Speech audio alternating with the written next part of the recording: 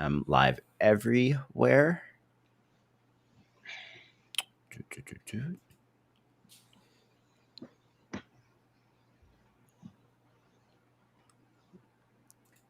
Boom. Hello. Let's go into Twitch real quick. Bam. Wait for people to start to pile in here.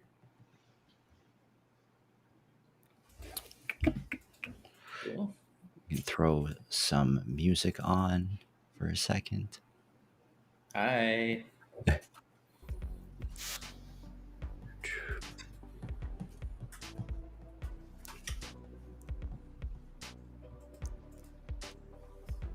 Maddie, I love the shirt, by the way. Thank you. I was feeling festive. Are those kiwis? Yeah. Mm-hmm. Nice. Engelstein, what's up, buddy? Guys, hello. We're going to give it a couple minutes before we get started, just so more people can go ahead and pile in Twitch when they see that notification. But man, we already got some. So someone already said, all right, I already have questions. Love it. Awesome. Well, guys, we got a really dope one for you today. We are diving more into the AI filmmaking side of things with someone very official, but we'll go ahead and give intros in about a minute. So, yeah. In other news, SD15 kind of getting pulled off of Hugging Face and all the places. And GitHub. Wow. Right? Yeah, they I think I know Runway. Yeah, what's the situation for that? Like Runway made it, but it's stable. They made a fine tune or something versus Stability made it. I don't know. Oh, they might have just been hosting the original model from back in the day. But okay, we now have more than enough people in here. So, guys, what is up? Welcome to a very special Civitai guest creator session. They're all very special, but today's is especially special. My name is Tyler. Today I am joined by Maddie. Go ahead and introduce yourself once again for the people. How's it going, everyone? I'm Maddie from Civitai, and I'm our executive producer of AI Film and TV, and also work on the Project Odyssey initiative. And today, our very special guest, we are joined by the extremely talented Gabe Michael. Gabe, go ahead and introduce yourself and tell the people who you are and what you do and what they might know you for. What's up, everybody? I'm Gabe Michael, and I'm a filmmaker turned AI filmmaker a few years ago. Was one of the winners in Gen 48, Runway's Gen 48 first edition, and then again on the second edition. And then I also won one of the awards at the Project Odyssey. Maddie, which award did Gabe win in Project Odyssey? Yes, so for Project Odyssey, we had the main categories, 3D, music video, narrative, open format, and behind the scenes. And then we also had the company sponsor award. So essentially, the premier sponsors would choose their champion for whoever best represented them. There was the Fabric and AILA Award. So they are a great company coming out of the Los Angeles area who helps startups both in film and media, but also the larger AI ecosystem. And so they were providing an award for the best solo filmmaker. So someone who didn't participate without a team. And Gabe also won. So Gabe won that award and also the superlative for best Odyssey. We gave these little kind of fun descriptions of each of the films: best sound design, coolest composition, and for that we thought organizers between myself, 11 Labs, Stable Diffusion, thought that Gabe's film, as we'll see later today, showed a great character progression and story through his narrative, Damascus. So excited to have him here today. Excited to be here. Well, to kind of get us started here before we even watch anything, just even in your intro, Gabe, you said that you were film director turned AI film director. So how many years of experience and kind of what's your background on the traditional film side of things? And at what point did it lead into AI for you? Yeah. So I've been doing this for about well, I know the gray ages me, but this is going to age me, for about 18, 19 years now. Went to traditional film school right around the time YouTube was really popping off. And I was like, okay, everybody was so scared at that point to even put their films on YouTube. They're like, oh, what if somebody sees it? Does that mean there's already distribution? Does it mean that somebody's, that like I can never sell this? And, and this is in 2005, 2006, right? Did the advertising thing for a while, went and worked as a line producer for a couple of agencies here in LA. And then, around the time that, not this most recent strike, but the strike in 2008 happened, there was no work, and as may know if you're a filmmaker yourself, that happens from time to time. So I was like, what am I going to do with this next stage of my life? Like YouTube's coming in, like it's this disruptive thing. So I actually went back to grad school at UCLA in their producers program. And there it was like, all focused on indie film and things like that. And I said, screw that. YouTube is pretty damn awesome. I'm going to go and really look and see what's happening around there. And around that time, I don't know if you guys if you remember Epic Rap Battles of History. I do remember that. I do remember that. They're great. Lloyd and Pete, and they were part of this company that was called Maker Studios, and they hired me to be the producer for their 6 channels that went under the ERB vertical. And so I did that for a while, made some really awesome content. And then from there, I went and I worked, I went to Break Media, if you guys remember break.com, which became Defy Media, and kind of just like grew up in the space, made a ton of different shows. I was co-creator of the show called Man at Arms, which went to TV at one point, and just did a lot of space. And then that eventually turns into advertising, right? And I had my own small production company for a while where I was doing viral content, because back in the day, everybody wanted 1 million views, and that meant something for a brand advertiser. And then that turned into me being a director at First Avenue Machine. And that was my first kind of foray into AI. I didn't know it at the time. I thought I was making a cool project with the chatbot, but it was in around 2018. And the project was called The Chef. And it was I don't know if you guys know James Patterson. He's an author. He does he puts out like a book a month. You'll see him at every airport. And this one was like his sequel to this book. And they wanted to basically take this book and make it a chatbot experience. And so we went out to New Orleans. We shot a ton of content, tried to make it almost like a murder mystery thing. And then I was able to use the chatbot technology within Facebook Messenger in order to create this thing. And it turned out to be like really awesome. Like you could have the protagonist would tell you the story through like text messages. You could ask it questions. You could, and then it would like serve up audio files. It would serve up video files, and it could call things. What year was this in? 2018. Okay. And so right when they were like really pushing Facebook Messenger, so it was kind of like this cool, a project with like 2 or 3 people in there, or 3 agencies, and got a little crazy from there. Then I did, a little bit more of the more directing, traditional things, a lot of social content, and around right before ChatGPT came out, there was this service that's called Jasper. I don't know if anybody tried that. It's still around today. It was like made for marketers, and I was like, oh, this thing can do AI can write marketing copy. Sure, let me try it. And I thought it was okay. It wasn't, the best, but I was like, okay, this is kind of cool. And then during that, they had this one feature of it that is more akin to ChatGPT than anything else today. But it was like almost a working document, like a Google Doc. And you could basically put in like hard stops for the AI to look at a document in like certain sections. And I just like naturally took to it. I learned how to talk to the AI essentially. I was like, however my brain thinks, it just was natural. And so I created a script, which was basically just words, right? Like I didn't write any scripting up, but of how do I create a feature film script within the confines of this program, and like I wanted to ask me questions and things like that. And I didn't know what I was doing. It essentially was at the time was creating my own GPT, but I made a little, I guess, program to have me write a feature film, give me an outline, give me the synopsis, and then ask me questions along the way.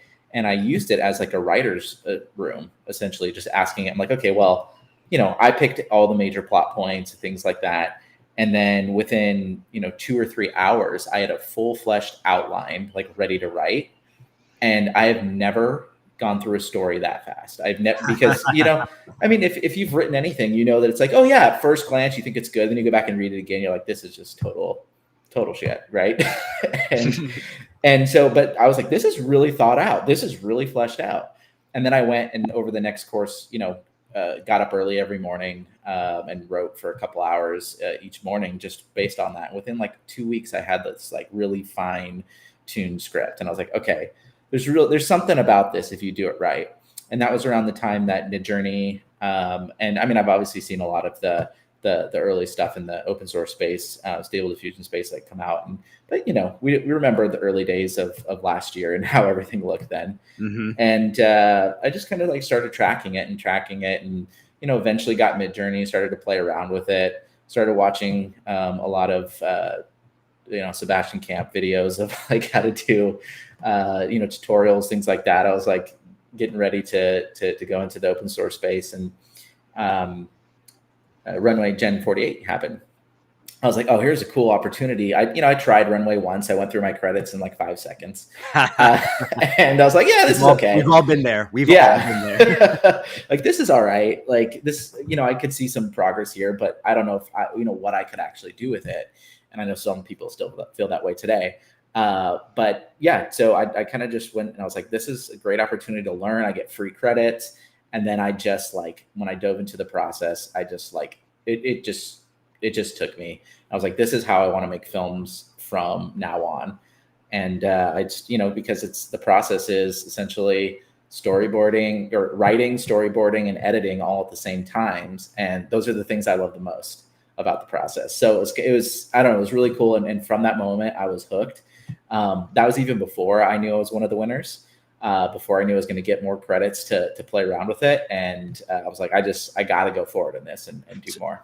So since we're right there in kind of your timeline right now, why don't we go ahead and watch that particular video from that first Runway Gen 48. So this is called Let Us Explore. Is there any pre-context you would like to give everyone before we actually go ahead and play this?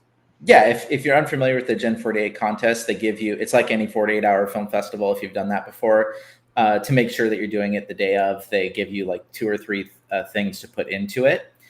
So for this film, like I had to work around, the story was, it was a creature from space in a grocery store, and then you had an object, and the object was a exit door. So I had to like try to make my script kind of go around those 3 things. And did everyone have those same 3 restrictions, or was it unique to each participant? You have a choice. You had a choice of which you have of different types of characters, different places to go. And this I kind of wanted to do something along this vein, and I used ChatGPT in order to help me like narrow down the categories into a story before dumping in. So awesome. Well, hey, let's go ahead and give this a look. I will full screen this for the people. And yeah, let's mute our mics.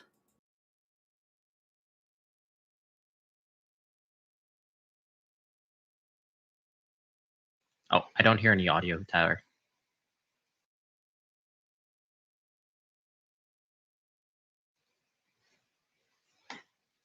Still silent.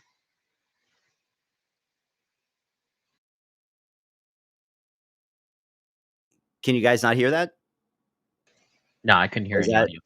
Oh, it was bad. So my thing can't be muted. Okay, got it. You guys have to mute. Okay, sorry guys. Restarting. Sorry.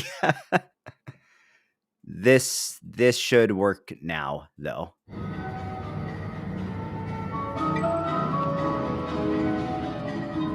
What is this place? planet of plastic and profits. We've awakened from hypersleep, a race of explorers looking for something to fill our soul.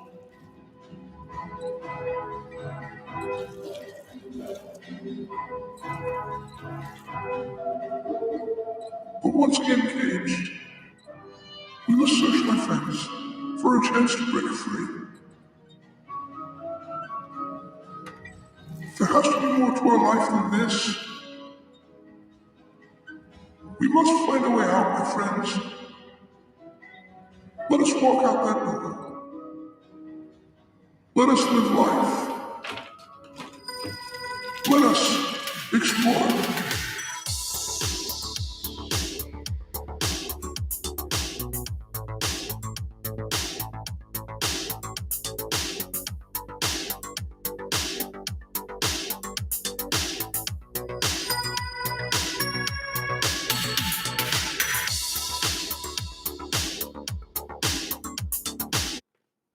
Super cool.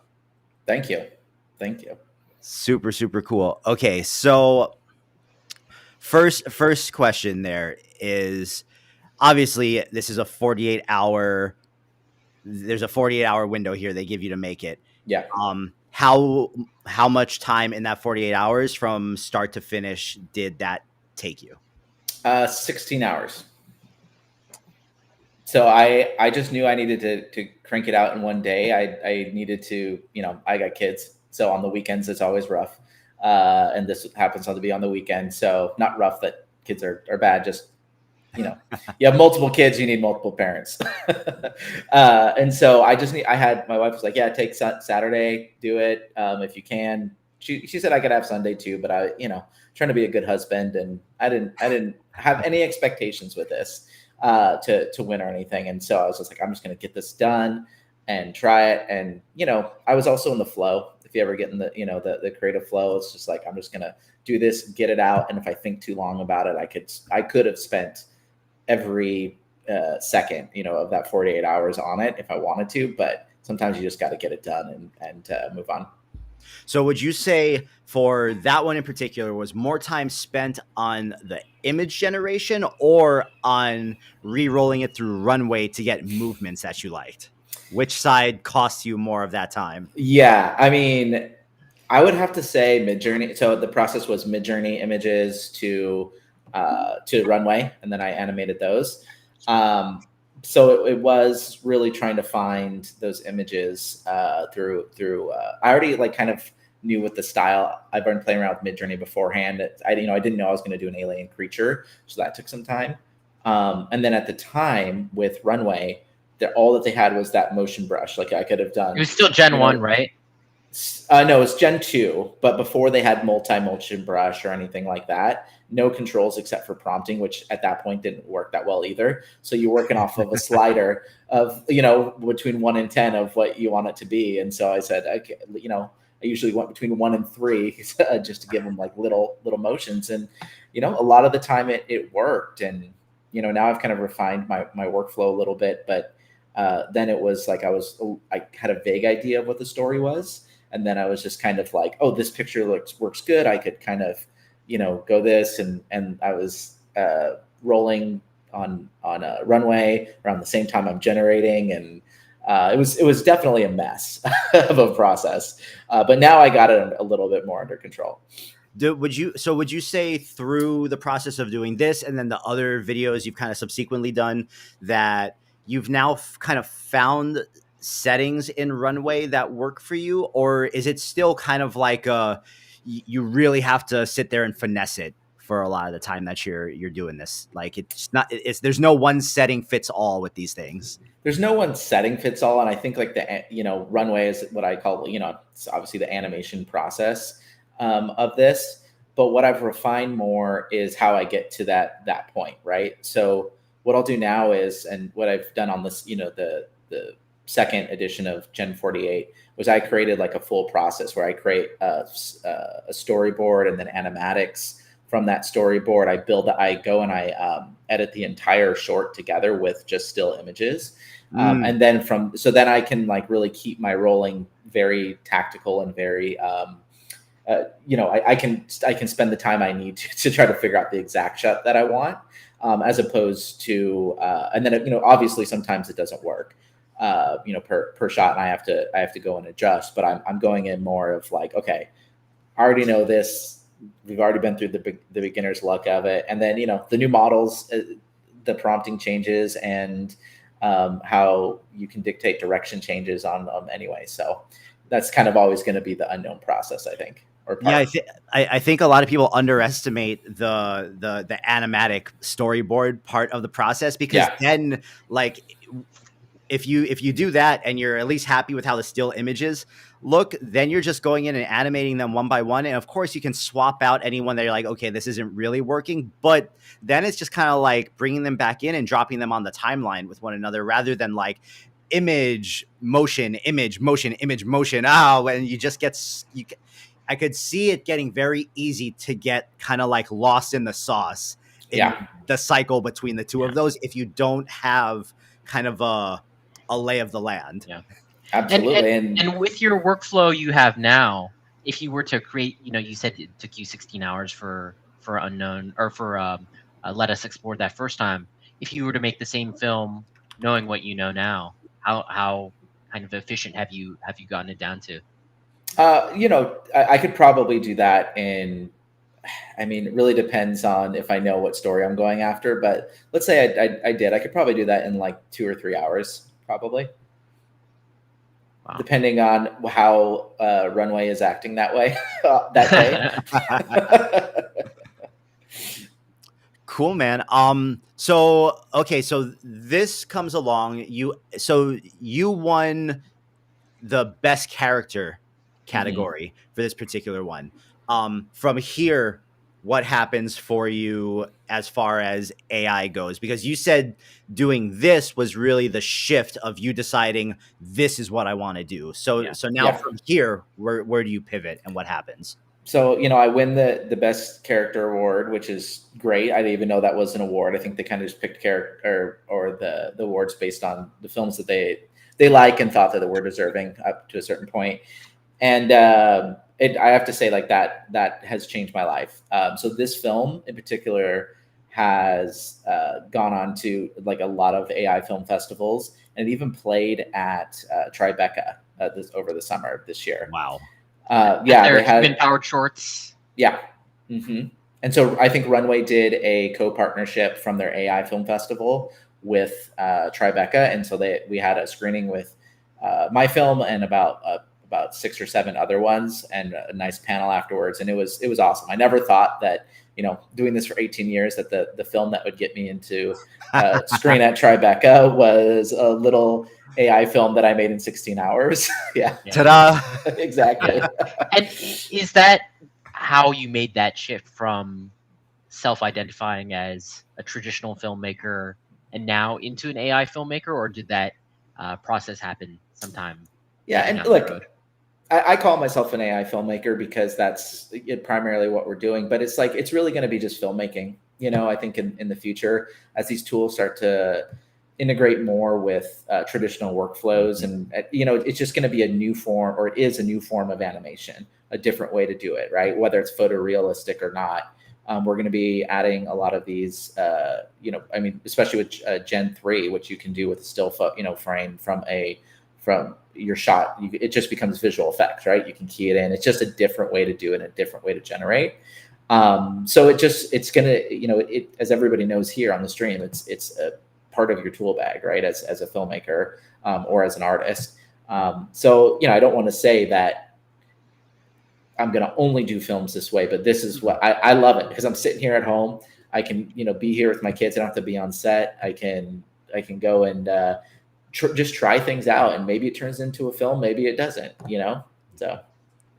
What are some, before we kind of move on to the next thing, what are some stigmas that you think are maybe falsely represented on the in the traditional realm of things from people that are still kind of like anti-AI, that are from the side of the industry that you came from, that you think should be flipped around? Like, what are some of the negative stigmas that you run into that when you hear them, it kind of like grinds your gears a little because you know the process?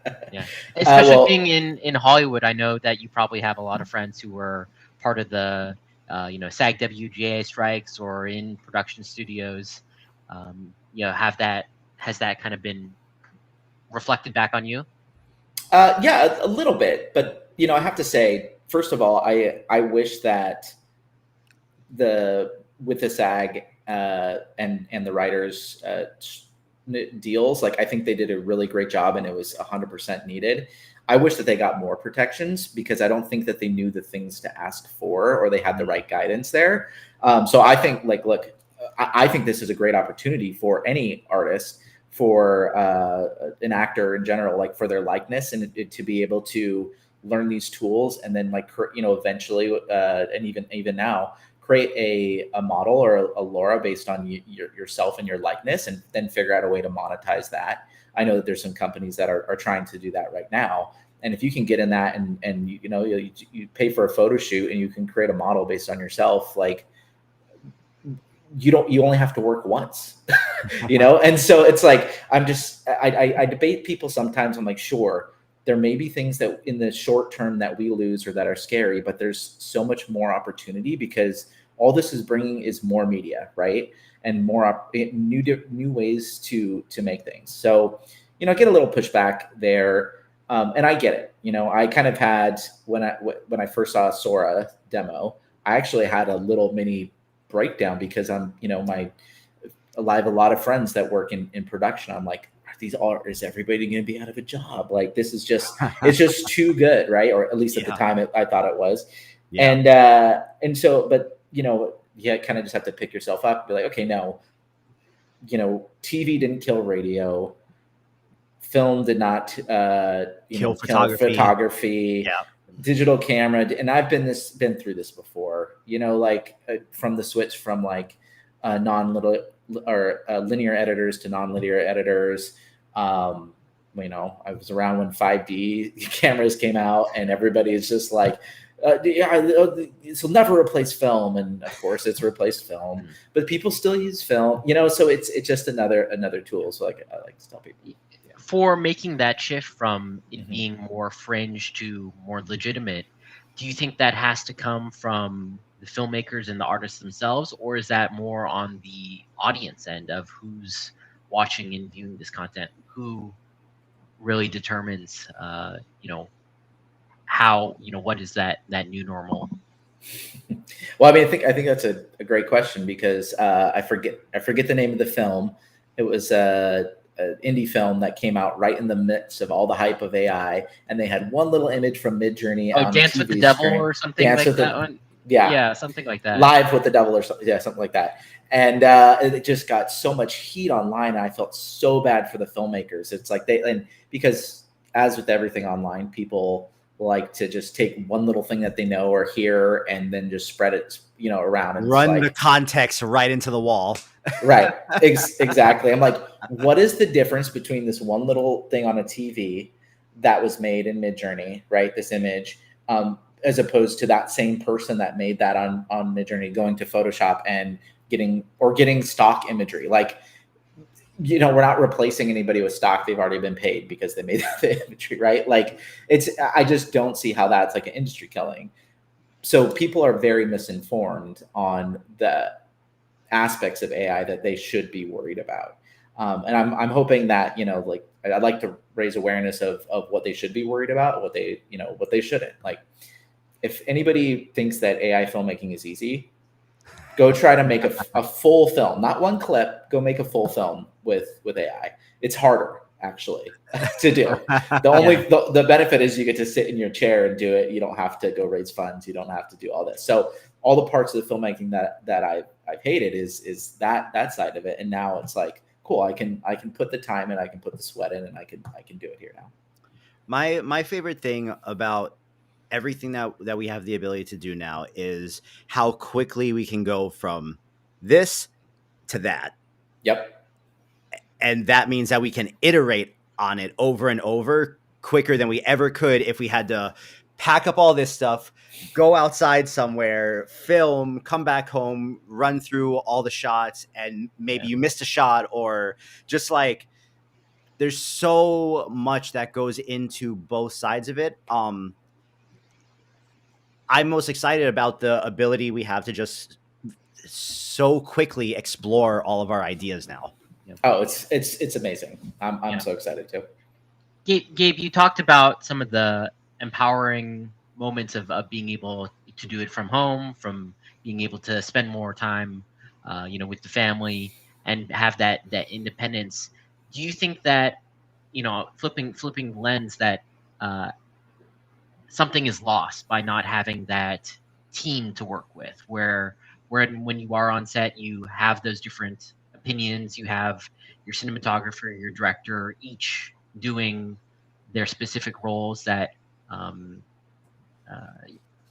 do you think about that team filmmaking and communal element compared to AI filmmaking, which is much more solitary? Definitely. Yeah, no, I mean, I love both. Like my best friend is a cinematographer. He does absolutely every project I ever do. And he's all for it, right? He's all for me like going and making these films this way. And we were trying to figure out a process in order to make this more to do like a hybrid solution, right? So we were having these conversations, but the back and forth between him and I for years is led me to explain myself or I guess know how to talk to people, right? Know how to explain the vision that I want, know how to and it's really directing is all talking, right? Like you're not doing any of the work yourself. So it's very akin to talking to a machine, right? But there is magic that happens in both, right? Like in on set, the actor's going to bring something to the table. You go, oh, wow, I never thought of that. Unless you're a tyrannical director and then I hate you. So as well, I'll do as most actors. So just, I like to be like freeing and let people to choose and decide what they want to do on set for the most part. But then, you're also, pushing up against deadlines and things like that do make the process magical and you kind of get what you get. And this is very similar, actually. AI filmmaking is very similar but you're not working with another person. You're doing it more almost like a novel writer, right? You're sitting in a room. It's a very solitary process. So if you're a very social person, you need to be on set, then go be on set. And so you're working a different part of the brain. You're working that kind of that raw side of you of the exploratory side, I think. And that's when I'm writing scripts or when I'm, doing previs or anything like that, I'm really in that creative flow. And then for me on set, it's kind of just the execution part, right? It's just okay, seeing it, let it go. Yeah. Okay. That was different. That was from, from a good take from the actor or, the DP is what if we did a shot like this? Awesome. Love that. I say this process is similar because I'm telling a computer what I want to happen. And especially now, it's we all know it's kind of a slot machine sometimes. It's well, yeah, I guess this is what, I mean. So it's almost like working with a child actor, right? It's very much in that phase of it right now where it's okay, you got to keep explaining it and you have to try to explain what you want a different way. You have to give it a little direction or, oh, nope, I guess I got to crop in to this shot in Photoshop and then do it myself. So yeah. I think that being able to properly communicate with the LLMs in any capacity, right, especially in this though, is definitely a skill that has to be cultivated just like any of the other skills with these things. And the longer you spend kind of in an LLM going back and forth with it after your initial ask of it, okay, it didn't quite give you what you want, but now you have to have the conversation to get to what you're actually looking for. I think if people put more time into cultivating that will ultimately completely blow the lid off their productivity altogether. Yeah.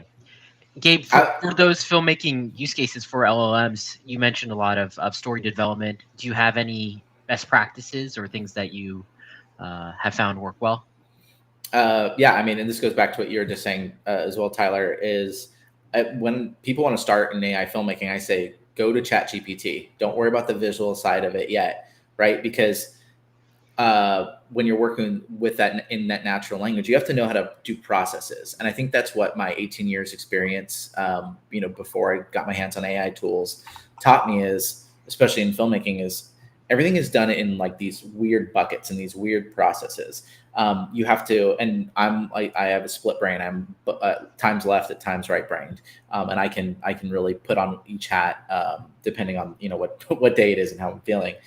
But like when you're talking to, ChatGPT, if you know how to communicate and to get an outcome that you want and to create and basically work with it to create that process, then you're thinking like, the machine is, and you're putting yourself into its, its shoes, and like how to get that outcome. And it's very similar with like figuring out how to express an idea to somebody on set. It's very similar to figure out how to then communicate what you want to, Midjourney or to a Flux or whatever service you use, to then come up with, exactly what you want that image to look like. And then the rest of the prompting is like syntax. You can figure that out. People explain like, the best things and the best techniques to prompt there, or you can even just ask ChatGPT.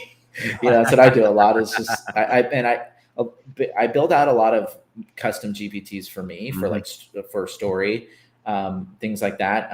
I know a lot of people when they sit down and write, like my brother, he's a writer. He'll just sit down and write. He's got it in his head. He just needs to get it out on paper. That is not me. I think probably more like a machine. I think, okay, where is this taking place? And it's probably to my own chagrin, because I've done this for so long. I'm like, oh God, I don't want to do this. Like, I don't want to like go and find a location out in the Arctic or that something that looks like that or whatever. But now I can like expand my mind a little bit. I can say, okay, like I can divorce myself from that real thing. So like I always come up with like, okay, what's the story I want to tell? I like this kind of theme. I like this look and feel. This is the world essentially. And then I get really granular with, like I did for my very first screenplay that I wrote with AI, is I go, okay, now I need to figure out the structure, because it's like, I'm not doing this just to kind of like be whimsical and whatever. I'm like, I'm going to make this thing. So I want to make sure it has every story beat possible. And that's just me. Like I said, everybody has their own process. But, and so I've created GPTs to take my process, go one step at a time, get it to the point where it's like, yeah, this is perfect. This is killer. This is a great, summary. Now let's move into a beat sheet. And then from that beat sheet, let's move it to an outline. And from that outline, let's go scene by scene and make this thing. And, I did this last week as an experiment. And I was like, okay, we'll take a crack at the first draft on these 3 scenes. It was great. Like it was very similar to how I would have written something, but you have to give it the direction, and it has to have that memory now and that context that you need to like build on one another. So it's a great writing partner. We have this really great question from Twitch that I think it's the proper time for you to go ahead and tackle this one if you would like. Okay, let's see. What do you think about the idea of AI writing movie scripts? James Cameron said AI cannot write scripts that really move people because it lacks the human touch. But he joked that if an AI ever wins an Oscar for best screenplay, maybe we should then reconsider. Well, I think that he maybe hasn't thought through the process part, like I just talked about, right? Or experimented with it, because it's the same thing as not the same thing because it's not a human, but it's very similar. In order, you're giving direction like a producer or director would to an artist, to a writer, and then you're going, shot by shot. So basically, I'm like, I'm working as a partnership with the AI in order to do it. It's your collaborator. It's a collaborator, right? And it's like it's my notes, like it's my notebook, right? Essentially, is how I think about it. People ask is like, did the AI write it? I'm like, no, I wrote it because I gave it the process. I gave it the thing. It found some logical ideas that could have gone to, to XYZ, but it was like a sparring partner more than anything else. But I think, people that don't know the writing process or haven't done it for years may go, write me a story about this, and it comes out terrible. Right. But it's like, that's because you didn't give it enough context, and you didn't do the work yourself in order to make it great. And I think many of the that's people coming from that perspective might be first-time filmmakers. They may have never written a script, written dialogue, and it's hard to make that distinction of what's good, what's bad, and having that artistic taste and talent from doing it for so many years. I wonder, what's the best way to, as they're writing these things in ChatGPT or kind of AI screenwriting programs like Saga, to actually know what decision they should choose. Like, how do you teach those fundamental story development and character development skills for people who aren't going to film school? Yeah, in this new age. I mean, read a book, like go read storytelling, talk to Chat GPT, like do the work. Like I'm just, and this is not meant to offend anybody, but I'm kind of sick and tired of people that want like using this as a lazy thing of like, oh, I'm a filmmaker now.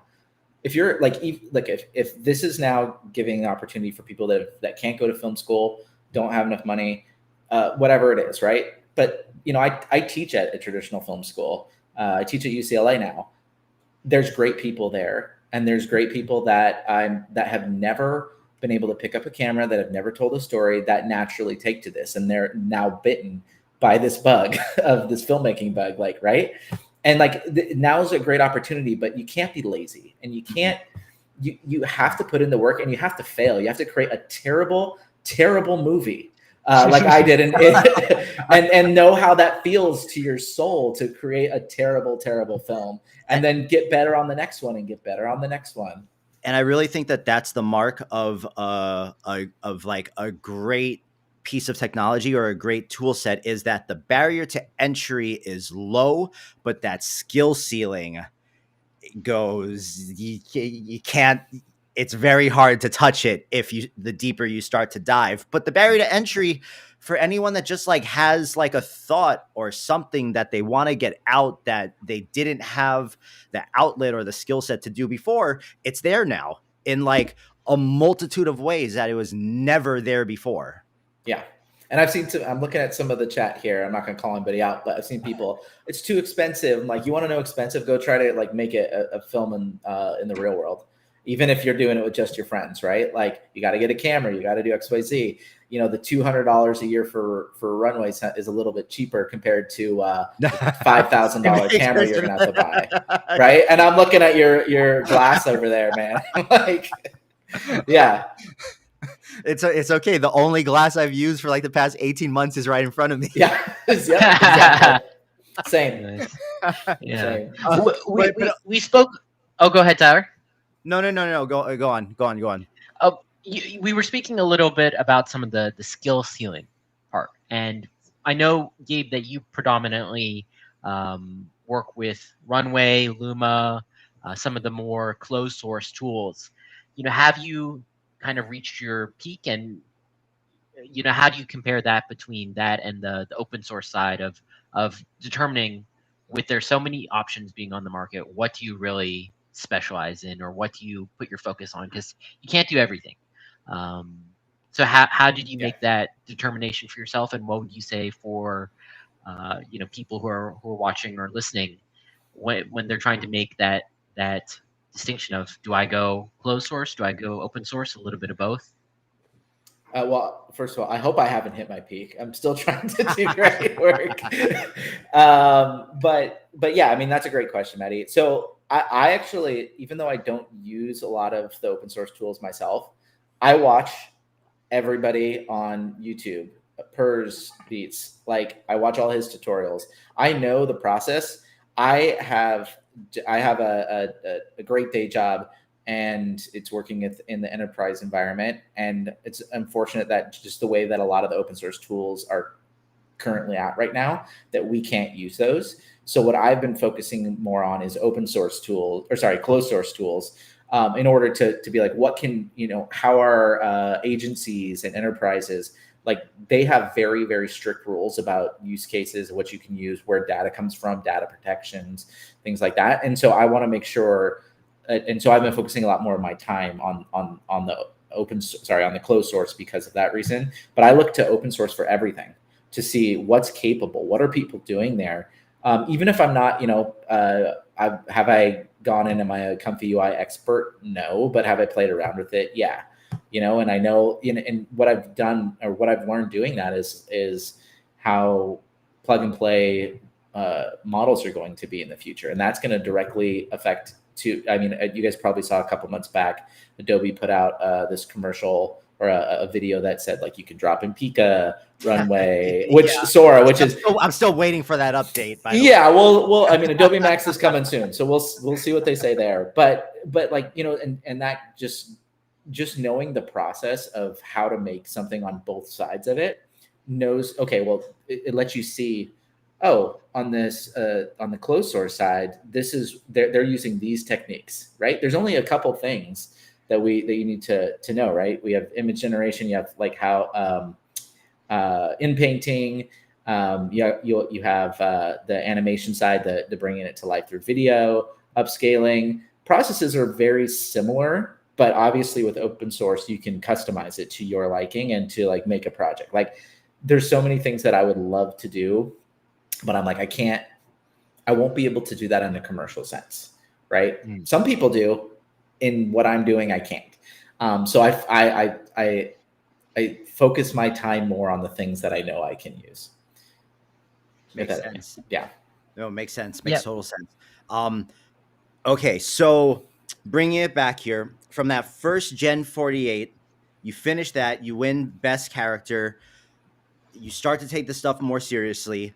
What would you say the biggest difference between your first Gen 48 submission and the next Gen 48 contest, which was the most recent one that just happened, right? That's correct. Yeah. So what's like the stark difference? Because I think those two things were 4 months apart. Yeah, about that. Yeah, October and then January or February. Yeah. Yeah. So what would you say like the biggest difference between those two experiences for you were? Well, it was multi-motion brush in Gen 2. Gen 2's tooling got better, but also my process. It's like I did it before. I knew like where the pitfalls were. I knew what took me too much time to do. So I said, I'm going to go into number 2, Gen 48 number 2, like not with a story ready, but like with the knowing exactly what I'm going to do. So I'm going to write the story. From there, I'm going to just like you would with in a real film, right? In a real world film, and then you would write out your shot list, and then instead of creating a storyboard, I was like, you know what I'm going to do with this, because the film that which hopefully we'll see in a second, it's more of an animated piece, and I said, I'm like, wait a second, this is how they used to do it. Is they created a back plate. And then they just animated on top of it. And I was like, why can't I do that for this? And I was like, why can't I create a character sheet like they do for traditional animation to see? And I was like, oh, Midjourney can create character sheets.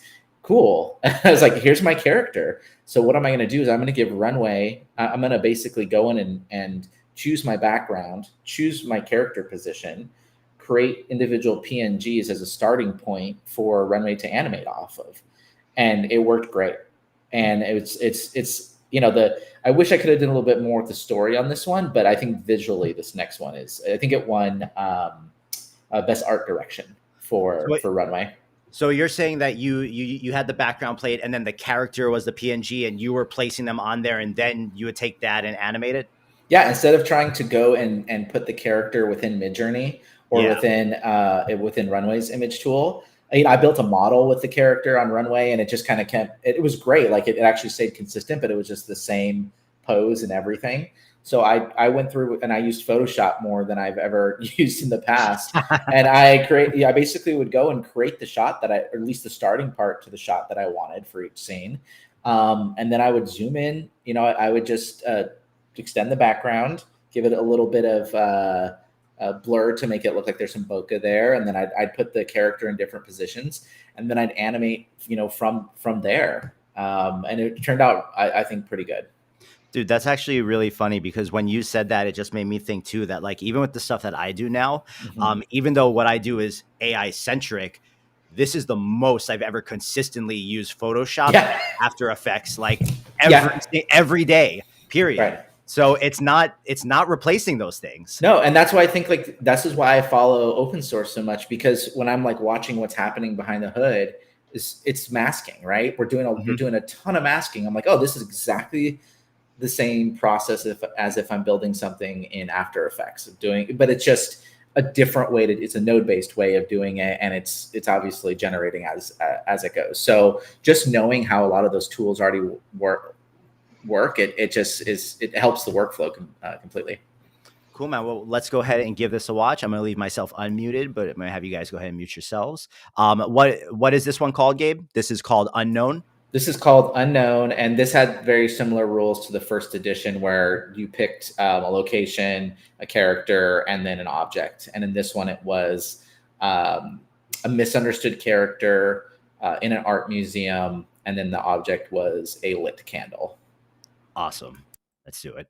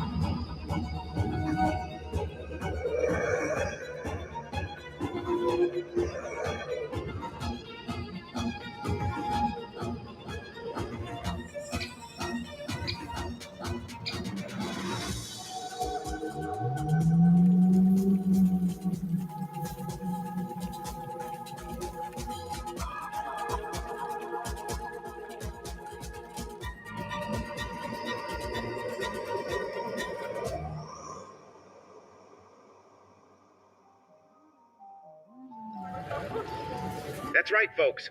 The mysterious museum artist has struck again. Come see the new painting with your own eyes.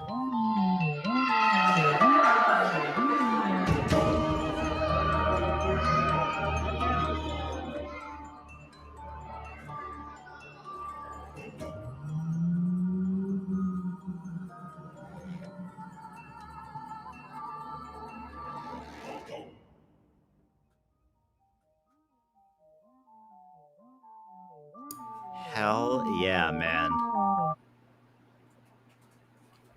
Awesome. Awesome. Just like, dude, so this one won Best Art Direction, right? Best Art Direction, yeah. Yeah, no, I totally see why. That was awesome. Thank you. Yeah, it's my daughter was really into Monet they like did Monet paintings at her preschool. And I was just like, oh, this is a great style. And I kind of did it like, for her. I say it for her at the end of this. And, there's looking back now, there's things that I would have changed on the story and whatnot. But it's like, just even at the time, like all the walking sequences were all done through Gen 2 and multi-motion brush. And that was just a pain. So in order to get any sort of movement and like, just to get it to knock over the painting thing that it was uninspired from, it was that was a lot. But yeah, I loved it. I thought it turned out well. What did your daughter say, or what was her reaction when she watched it? She said, "Am I the monster?" I said, "No, honey. You're the Monet." Montessori preschool was teaching that. Oh, that's where I went. Shout out to Montessori. Nice. Yep. Yeah, and so we talked a lot about the AI tools, and also Adobe, some of the Adobe Suite ones. Is there a process that you still have to do manually that it's just such a crucial part of your workflow and pipeline that you really don't think you can do without, or might not ever be made automated, and that people should start to look into, whether it's video editing or sound design. Are there any of those more manual, technical, hard skills that you'd recommend? Oh, definitely video editing. Like if you need to up your game in video editing, that's how I got started. In high school, I edited all my football highlight tapes. I edited, I made friends with the journalist kids and, edited all that stuff. My dad owned a computer shop when I was growing up. And so I had like the fastest computer always. So everybody found me and brought me their footage to edit. And so luckily I have that skill, but like, if you're going to up level any of your skills for this, besides storytelling, it's learning the techniques of video editing, because this is why, like, I think that people that know how to edit are the ones that are like winning a lot of these competitions, because they know how to tell the story visually. And even if you're not a great writer, like, you could still tell a great story visually. It's if you don't want to make like a linear film, right? Like there's experimental films, there's visual films, and there's so many ways to tell those stories. But if you just put the star wipe on every cut, then you're gonna find yourself a little bit behind. Yeah, this one had really nice timing. Yeah, between the you had the match cuts on both the over the shoulder, there was a lot of variety. You had that subtle camera motion too. I think many AI films I see are incredibly static. So I think even just the subtle camera shake, and I think there are some really cool techniques where you can do that, where you can have your regular shot that's the characters moving inside of it, and instead of having to keyframe, I think you can one of the things that one of my mentors taught me was you can take like your phone video or any other video and transfer that same motion onto a different clip. So I've seen some people use that for just making these AI shots come to life, and I think you did a wonderful job of that. Well, thank you. And I actually experimented with that for this. I wasn't going to use Vigil for Gen 48 contest, but since then I've experimented with it. It's still rough around the edges. We'll do good if you upscale a little bit, but I think that's going to be motion capture is going to be a huge part of the workflow in the future, and I think it's going to be naturally built into a lot of these models. Yeah, and the next competition is coming up September 14th to 16th. Is there any kind of secret sauce you're bringing to that, or business as usual? I'm gonna do it. I'm hoping. I'm getting a lot of pressure from the runway people. It's like, are you going for it? I'm like, I guess I just try to create a new technique or try a new way to tell the story every time. So I'm coming up with some ideas, but it's kind of hard to say what it's going to be until the day of. And there's just been since the last Gen 48 in February or January, whatever it was this year, the amount of tech that has come out and the amount of amazing projects that the community has put out since then has just been astronomical. So the competition has never been harder. I'm definitely going to go for it and give it a go.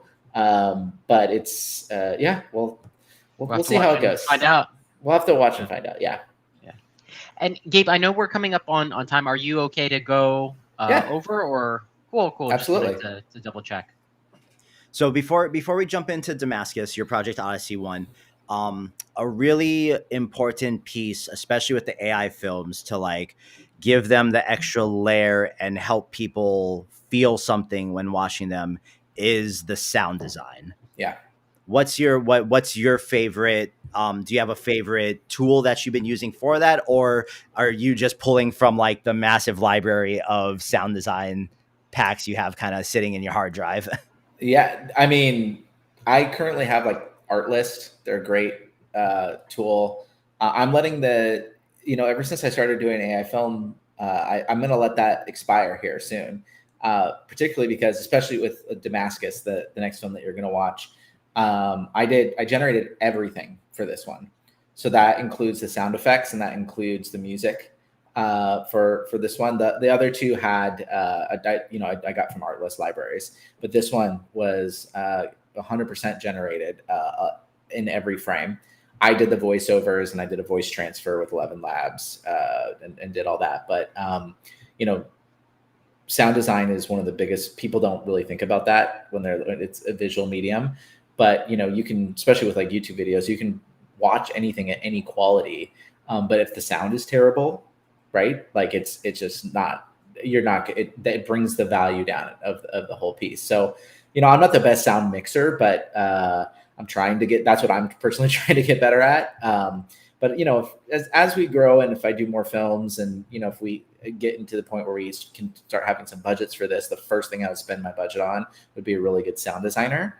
But I'm really interested in like what 11 Labs is bringing to the table with with sound design and the sound effects generators. And I've created a couple of GPTs that you can go and you drag a single frame from your scene, and you just say, give me all the sound effects that I would need, and it labels them, puts them into a prompt for you, and I just go one to the other, and I'm still and once I haven't been able to play around. Oh, excuse me. Sorry. There you go. I haven't been able to play around with the API for that, but eventually I want to put the two together, and so I can just drag and drop it, just put a still image in, and then have it just start generating all the sound effects that I need from that. And I'm like, and those are the kind of things that are going to be just like killer for anybody to know how to do. This is why I say like learn ChatGPT no matter what, because you can make these little tools just for yourself, and that's why that's what the open source community loves, and that's what I love about them as well.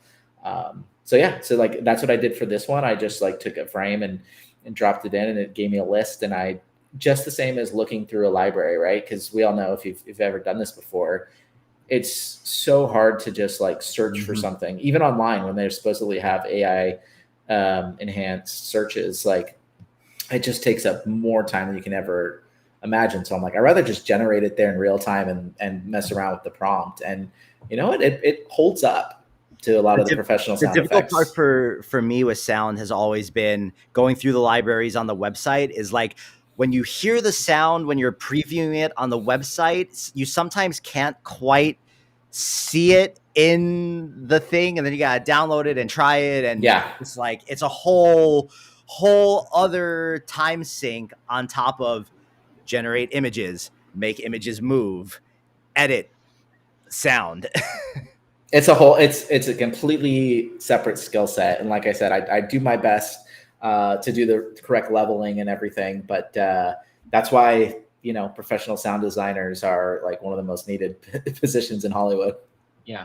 Yeah. And speaking of, you said if you had, extra budget, your first thing would be to hire a sound designer. Something we're considering for the next Project Odyssey competition is doing a more professional bracket where maybe over 48 hours, we take pitches for films where people say they make an animatic, they make a storyboard, but it's more about who's the team and how are they going to use some budget. And then we would give people grants ahead of the competition of that 1 month window. If you were in that position and, had $2,500 or $5,000 to use for your production budget and make your film, how do you think you would allocate that versus just, I think probably for all of these competitions, you've been doing it, you're bootstrapping, right? You've been paying for those credits yourselves, or, you had those existing subscriptions.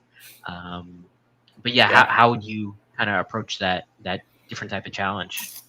I mean, I would definitely build out like a small team, because it's like, I love to get people paid when I can, like for their time. But yeah, most of that would go to a sound designer, and somebody that could take care of that. I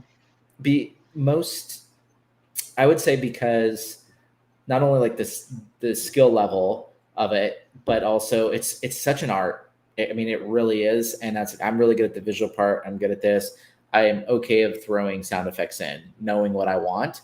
But then that is, like I said, for me personally, that's the skill set that I need to improve the most to be like a total filmmaker.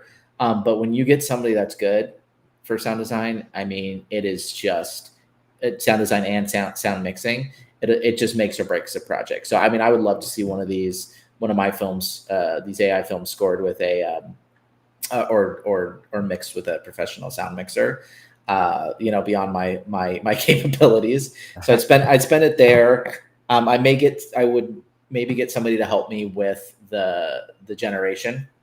Somebody on the other side, that can generate right alongside me. Because I'm doing, and this is why I love it so much, is I'm doing all of these things at once, right? I'm looking at the images generating on Midjourney or in whatever generator I'm using. At the same time, I'm generating some videos, going back and forth between different parts of the process. So it's really not a fluid process. So I'd maybe get somebody to help me with some of the lower level, like lifting stuff. But yeah, being able to delegate. Well, on that note, let's jump to the most current thing you made for Project Odyssey here. Excited. So you wanna add any context for Damascus here? This was a story that my little brother wrote years ago, a short story that he had in a book. And as soon as I heard of the Project Odyssey, I was like, oh, we got to do this. We've been talking about doing this for years. And I really wanted to experiment more with animation. So I was like, let's just go with the anime style. Let's see what we can do. So yeah, I'll let you kind of go. Cool. And then just so people know what they're looking at, what tools did you use to make this one? This was Midjourney and actually Luma AI. Okay. So I knew Luma was one of the sponsors of Project Odyssey. And I was like, you know what? I really want to experiment with it. They let me be part of their creator program. So I was like, I just want to see what it's like working with other generators. And there was a couple shots in this that I did. I did use Runway. I used Runway Gen 2 lip sync for a lot of it, for very certain shots. And then I used a combination. I took a clip from Luma, then put it into Runway and vice versa. And then there was a couple that I just did in After Effects completely. So cool. Well, let's do it. If we're late to my brother's confirmation, my mom is going to kill me. A confirmation is the one where you get to pick a new name, right? Exactly. That's why she's always calling me Sebastian and you Lucio. But I'm not confirmed. That's just my middle name, bud. I know that, and she knows that, but it's Italian, which is good enough for her. So why'd she pick Philomena? Probably because she's the patron saint of babies. And my mom's had so many babies. Damn, the structure of this mask looks like a physics equation. Sit, stand, kneel, walk, sip, munch, splash. It's like Catholic aerobics. Don't worry. There's a book for you to follow along. Have you ever had an encounter with the divine? There's a book for you to follow along. Bud.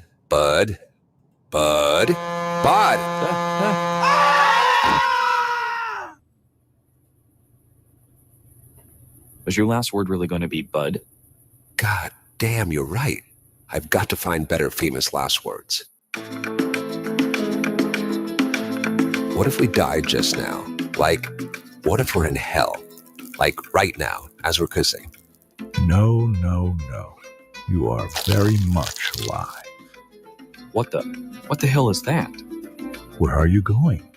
My brother's confirmation. The love of family is noble, but you're both in no shape to drive. Let me help you. Are you like a desert spirit or something? Or something. So, you're a god? I am a god, yes. A trickster god, motherfuckers.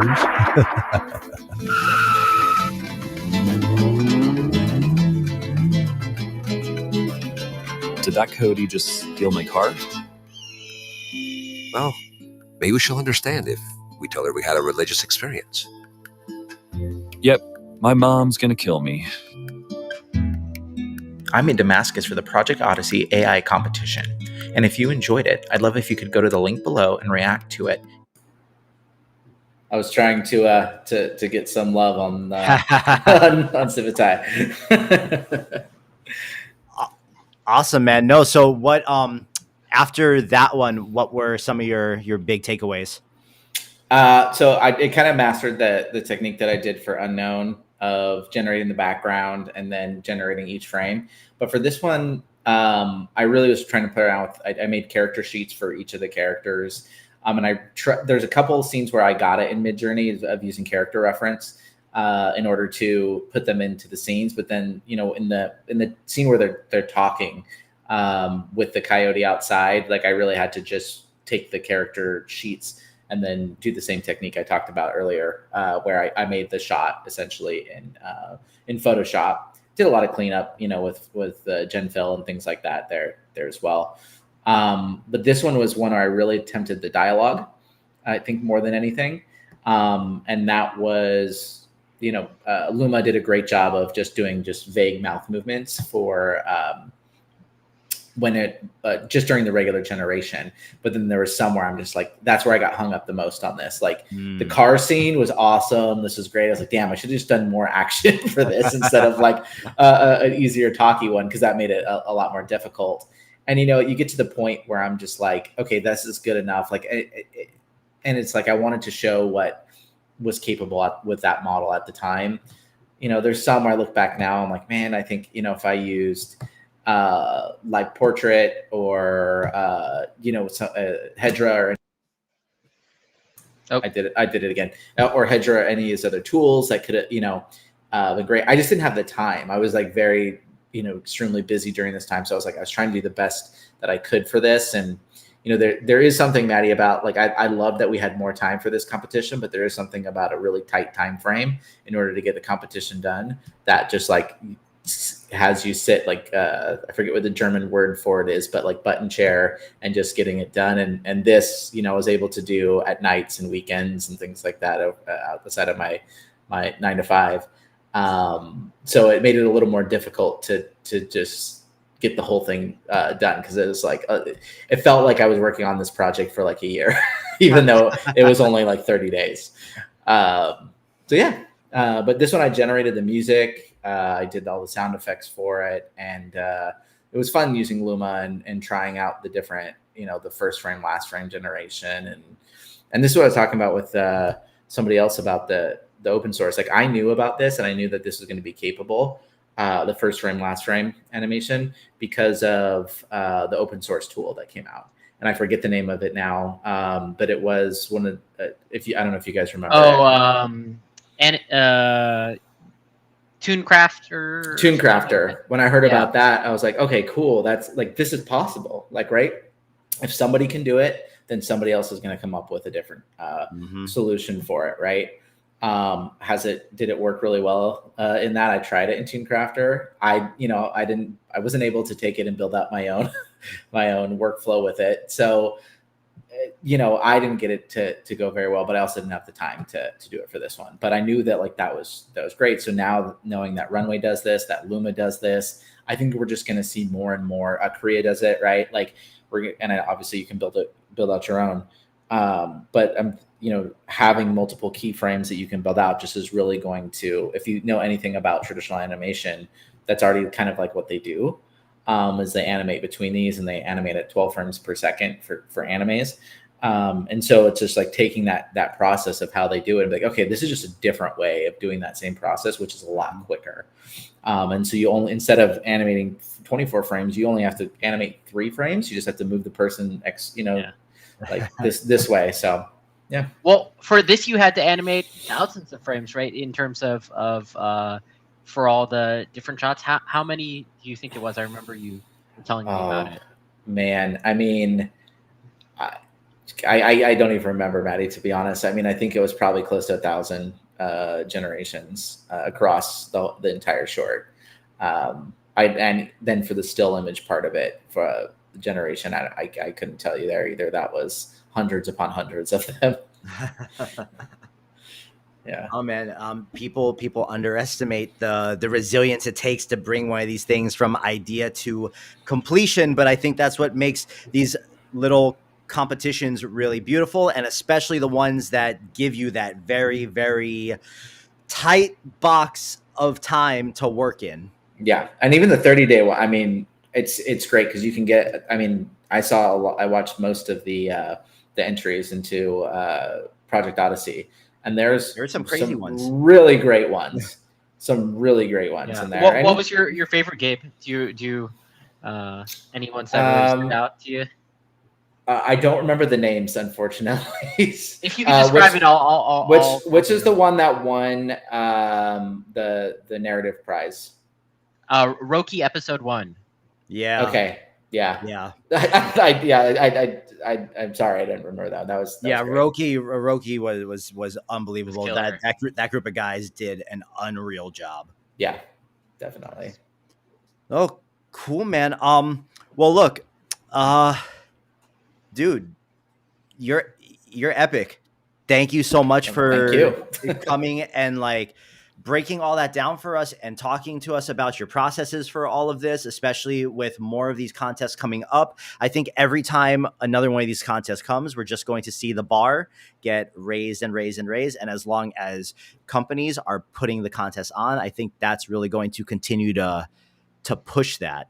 Why don't you go ahead and tell all the people all the places they can find you and anything that you're up to right now that you would like them to know about or that they can keep up on with you. Is this your Hot Wings outro? I love it. Hey man, you gotta take it. I love it. You gotta take it from where it's working. Totally right. So I occasionally put out a tutorial or two on my YouTube channel. All my social is the same. It's gabemichael.ai. Is my website, and then social. I created a nostalgic looking short film and underscore. There it is. Sorry, that was autoplay. It's all good. YouTube is Gabe Michael _AI. Twitter, X, whatever it is, Instagram. They're all the same as well. So if I do put out a lot of stuff on my website, I do some coaching sessions there if people want to in off times for artists. People want some help there. But I'm just kind of gonna keep on evangelizing the space, and what I want to move on to in the next few years is I just want to help people, and I want people to be better filmmakers and storytellers. And I do my work in the branded space and whatnot, but I just really love this community because we all help. I learned everything that I knew about AI from watching tutorials, right? Learning how to do things, and I still watch tutorials. I want people to be able to, I want to help people do that in whatever form, whether it's open source or closed source, but like focus on that storytelling aspect. Because I think that if we elevate the space, that, a lot of these AI haters are going to start going away when they start seeing some of the output that we can do. And if we show our process of like how crazy it is with everything that we do, I've seen a couple pretty sexy, comfy UI, workflows that just look great. Feeling yeah. Well, check out Gabe's tutorials on YouTube. He does really wonderful job with those. Great explanations, and thank you for coming to the stream. Thank you guys. I really appreciate you having me, and just can't wait to see what comes of this community in the future. Yeah, man. Last thing I want to say is you were so great to talk to. And I feel like it's really important for guys like you that come from the other side of the track that didn't start in this. But you also obviously are very comfortable talking about it and very comfortable expressing your thoughts about all this. I think it's super, super important for you to try to get in front of people more and talk about it, because the trend that I have noticed throughout the industry in general is the people that get the most camera time to talk about AI stuff are usually the ones that touch it at a very superficial level. And they're usually the ones representing to, let's just say the masses, what is going on. And I want to see guys like you really championing this stuff more, because it's really what the space needs. So thank you for coming on and doing that with us. Absolutely. Thank you guys for having me. Thanks, Gabe. Awesome. Well, with that being said, guys, this has been a Civitai creator session. My name is Tyler. I put all of Gabe's links in the chat. Go ahead and follow him on everything so you can keep up with him. There is another Runway Gen 48 competition coming up, like Maddie said, in the middle of September. that Gabe is going to be a part of. It is going to be my first time throwing my hat into the ring on that one as well. So me and Enigmatic E are teaming up for that one. So we're looking forward to that. Guys, next week, September 5th, we will be doing our very first Civitai team stream where, as a team, me, Maddie, Justin, Max, Ali, the whole gang, I think even Brittany, the whole group is going to get together on the stream. We're going to give you guys a quarterly update and just kind of talk about what we have been up to and what is going on with Civitai. So don't miss that. Look out for the post advertising it on X. Gabe, sir, thank you so much for joining us once again. And thanks for having me, guys. One last thing, Tyler, for those watching, if you're on Twitch, if you're on YouTube, if you're on LinkedIn, make sure to follow and like and subscribe. It really helps us out so that you can stay tuned for the next one and these weekly ones we do. So we really appreciate the love and support. Yes, and if you can share these videos, it really helps us continue the case with the big boss people upstairs that they should continue to happen. But I think they're going to continue to happen no matter what, because this has really become a cornerstone of the AI community where all these extremely talented people get to come and talk about what they're up to, and you guys get exposed to even more people you didn't know were doing super cool things. So that being said, this is Civitai.com. Guys, have a wonderful weekend. Maddie, Gabe, just hang around for a second, and we are out. Later, everyone.